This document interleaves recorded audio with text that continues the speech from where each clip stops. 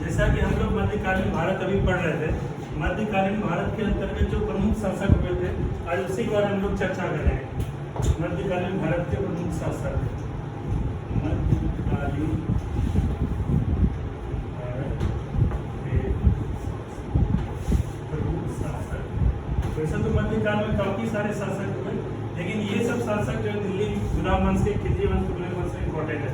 जैसे गुलाम वंश में कई शासक देखने को मिलता है, लेकिन सबसे इम्पोर्टेंट जो क्वेश्चन आता है किससे आता है? कुतुबुद्दीन ऐबक से। तुम्हें बोलो कुतुबुद्दीन ऐबक से, इल्तुतमिश से और किससे? बलबन से। उसी तरह खिलजी वंश में देखें, जलालुद्दीन खिलजी से वंश का क्या होता है? प्रारंभ होता है। लेकिन ज्यादातर क्वेश्चन किससे आता है? इसीलिए अलाउद्दीन खिलजी को देखेंगे। तुगलक वंश में ज्यादातर क्वेश्चन आता है अहमद बिन तुगलक से, लेकिन हम लोग गैरउद्दीन तुगलक को भी देखेंगे और फिरोज तुगलक को भी लेकर चलेंगे। ठीक है, तो हम लोग स्टार्ट करते हैं कुतुबुद्दीन ऐबक से। सबसे पहले कुतुबुद्दीन ऐबक कौन था? के साथ भारत आया था। ठीक है, और इसमें कुतुबुद्दीन ऐबक ने भारत को 6 में किसकी की नींव कौन रखी? उस समय तत्कालीन समय कुतुबुद्दीन ऐबक की राजधानी कहाँ थी?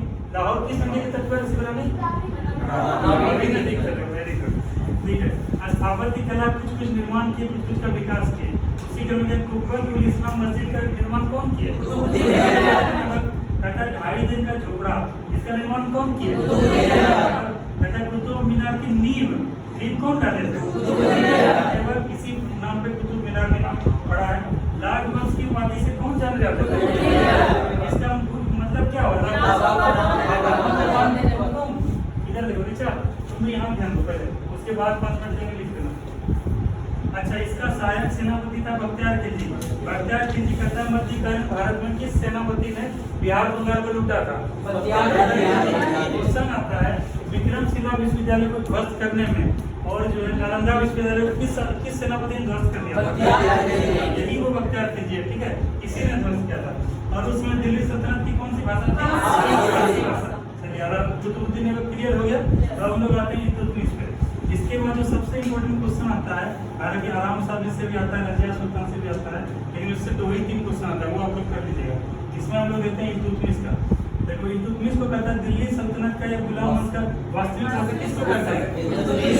क्यों कहते हैं? क्योंकि शासन प्रशासन को बेहतर तरीके से यही स्थापित किया और राजधानी को कहा दिल्ली लेके आया, तब से जो है दिल्ली राजधानी रह गई। तो यही कहता है वास्तविक शासक दिल्ली सल्तनत का कौन था? ये राजधानी को कहाँ लेके आया? दिल्ली। ठीक है, ऋचा, लाहौर की संधि तक पर है। ठीक है, सुल्तान पद से खलीफा का उपाधि लिया। इससे क्या हो गया कि ये जो है उसमें तत्कालीन समय में एक तरह से पद का इसका स्थापित हो गया, इसीलिए खलीफा के बगदाद के खलीफा से ये सुल्तान पद का उपाधि लिया था। ठीक है, पहले क्या था? इल्तुतमिश जो है दिल्ली सल्तनत का शासक बनने से पहले क्या था? गवर्नर पर कभी आता है। और ये जो शुद्ध अरबी रूप में सिक्के जारी किए, सिक्के में क्या था? तांबा के सिक्कों क्या कारण? तांबा का ठीक है। क्वेश्चन आता है एकता प्रणाली का प्रारंभ कौन किया? और क्वेश्चन आता है एकता प्रणाली का समापन कौन किया? वेरी गुड दीपक, इसे समापन लिख देना यहाँ पे, समापन लिख देना। ठीक है, कहता है तूफान चियागामी का गठन कौन किया? अगर तूफान चियागामी क्या तरह पिछली क्लास में 40 सदस्यों का क्या समूह है। ठीक है, इसमें अमीर वर्ग वगैरह रहते थे, तो शासन प्रशासन में नियंत्रण रखते थे प्रत्यक्ष और अप्रत्यक्ष रूप से। ठीक है, उसके कुतुब मीनार का निर्माण को पूरा किसने करवाया? हालांकि इसमें एक और वो है, ये 3 मंजिला तक करवाया था, आगे 4 और 5 मंजिला किया था फिरोज तुगलक ही था।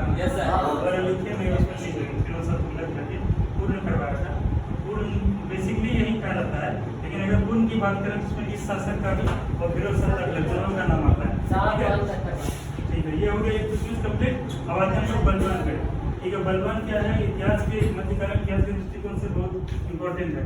इसमें आता है क्वेश्चन की रक्त एवं लव की नीति को प्रारंभ करने वाला दिल्ली सल्तनत का कौन सा शासक था? बलबन था। ठीक है। तुर्गान एक चेलगामी, अभी रवि बताया तुर्गान एक चेलगामी क्या था,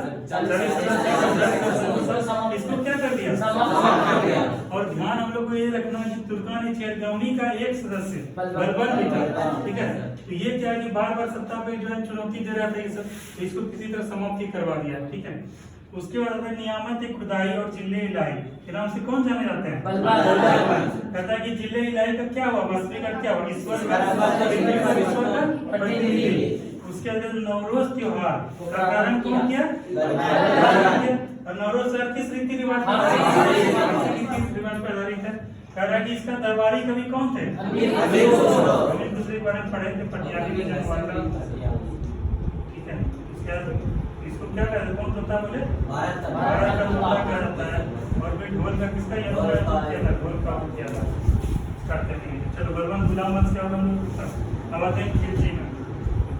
खिलजी में देखते हैं खिलजी वंश का सबसे प्रमुख शासक कौन था, इसमें एक पॉइंट रह गया है, पॉइंट किसका रह गया है, उनका ये जो था हजार दिनारी के नाम से कौन जाने जाते थे, हजार दिनारी।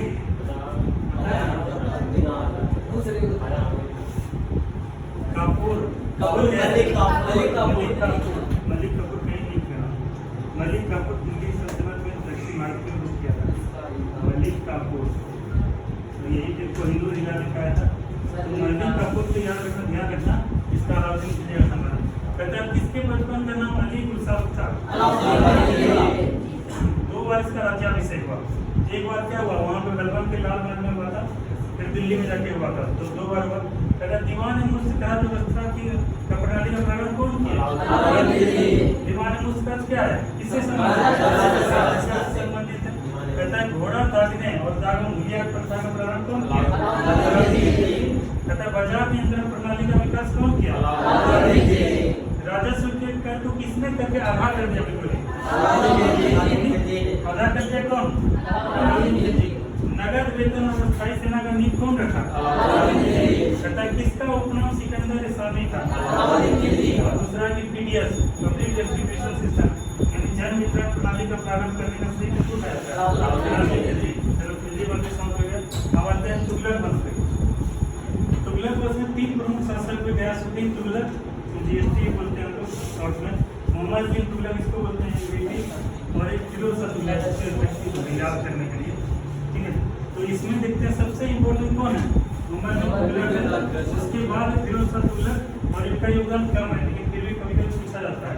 जैसे गाजी मलिक के नाम से कौन जाना जाता है, तुगलक, ठीक है। इन्हीं के बारे में कहा जाता है, जो शेख मोइनुद्दीन चिश्ती बोले थे हनूर दिल्ली दूर रस्ते, इनका संबंध किससे है, जब आ रहे थे बंगाल में करके वहाँ से दिल्ली आ रहे थे, इसी क्रम में बोले थे। इसके बाद आता है कि संभवतः डाक प्रणाली का प्रारंभ करने का श्रेय किनको जाता है, इसमें ये ध्यान रखना, संभवतः ध्यान रखना, क्योंकि इसमें भी डाउट है इतिहासकारों को, लेकिन कहीं एक क्वेश्चन पूछा गया है, इसीलिए इसको डालते हैं। अगर तुगलकाबाद का निर्माण कौन पूर्ण किए, रोमन शैली में किसका निर्माण तुगलकाबाद का कौन किए, कुओं नहरों का प्रथम शासन करने का श्रेय किनको जाता है, ठीक है। चलो आते हैं मोहम्मद बिन तुगलक। जमुना खान के उपनाम से, जमुना खान नाम से कौन जाने जाता है, कहता कि मध्यकालीन भारत का या सल्तनत काल का या दिल्ली सल्तनत का सर्वाधिक शिक्षित और योग्य शासक कौन था,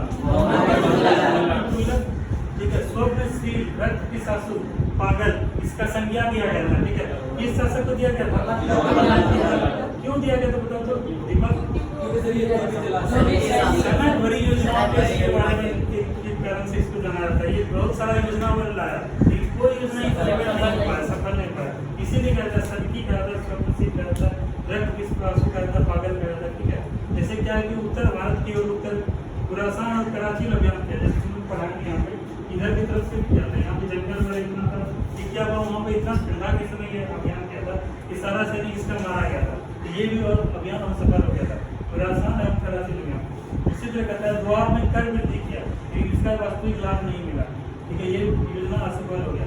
राजधानी को परिवर्तित किया, दिल्ली से कहाँ ले गया, यहाँ भी क्या हुआ, कई सारे लोग नहीं गए, कोई बीच में ही रह गया, कोई को मौत सताने लगा, ये भी योजना क्या है, असफल है। सांकेतिक मुद्रा, उस समय क्या था, चांदी का काफी ज्यादा डिमांड हो गया था, कम हो गया था सिक्का, इसीलिए तांबा और कांसा का सिक्का ये जारी किए। ये भी इसमें काफी सारा मिलावट मिल रहा था, ये भी क्या हो गया, मुद्रा संगीति मुद्रा क्या हो गया, असफल हो गया। उसी से कहता अमीर कोई का संबंध किससे है, कहता अमीर कोई किसने प्रारंभ किया, तुगलक ने। कहता है काजी, दिल्ली का काजी जो है किसको नियुक्त किया गया था, कहता है इब्ने बतूता कहाँ का नाम था, हाँ कहता है इनके शासन काल में इनके जो है कहते थे जैन जैन साधु थे, उनका नाम क्या था, जीन। ये क्वेश्चन आता है। तो ये हम लोग का मौका जब तुगलक खत्म हो गया, उसके बाद तुगलक वंश का अंतिम प्रमुख शासक बनते हैं, प्रमुख शासक। उसके बाद सैयद वंश का आगे प्रारंभ रहता है। इसमें देखते हैं हम लोग फिरोज शाह तुगलक को।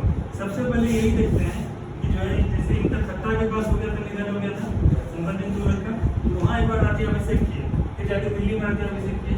ये आने के बाद क्या है, कुछ ऐसा बड़ा काम किए जिसके वजह से इनको इतिहास में याद रखा जाता है। जैसे क्या किए, 24 कर थे, बहुत प्रकार के कर थे, कर जो थे बहुत प्रकार के कर थे। उसमें क्या सब काट चाहते कि कितने कर लेके आ गए, 4 कर लेके आए। सर का क्या नाम था,